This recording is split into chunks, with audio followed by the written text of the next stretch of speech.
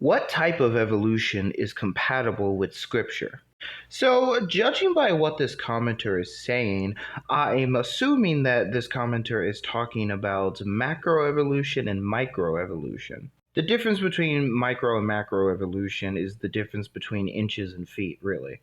And microevolution in a shorter time span is usually accepted by young Earth and old Earth creationist Christians. Here's the thing. The Bible does not give us an indication about how old the earth is. You can try to use the genealogies in Genesis along with other biblical means to try to conclude a 6 to 10,000 year time span. But even young earth creationist scholars have pointed out that there are gaps in the genealogies. Furthermore, genealogies are often done for theological or other sort of purposes, and the numbers related to the ages of genealogies could often be symbolic. This means that you cannot use the genealogies in Genesis to calculate the age of the earth, which means you have no biblical way, even if the days in Genesis are literal, even if Adam and Eve are literal first humans, historical people, whatever, you have no way of calculating the age of the earth biblically. So, if you already accept adaptation and you have no biblical reason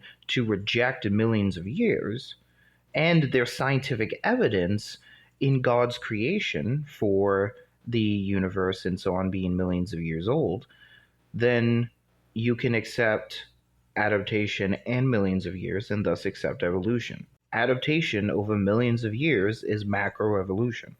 And as someone who affirms evolution and biblical authority, I'm going to say that evolution is compatible with Scripture, both micro and macro.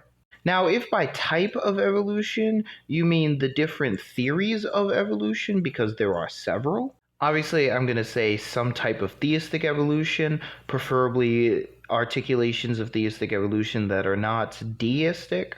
Deistic meaning that God exists and sort of created everything, but doesn't really get involved in anything at all. But even within that, there are different scientific and theological iterations of theistic evolution that can all be compatible with Scripture. So I would encourage people to look into evolutionary creationism or theistic evolution and to see what can be compatible with Scripture and a proper interpretation of Scripture, which I would argue is not the young earth creationist view. That said, let me know what you guys think down in the comments below and make sure you follow me for more content like this.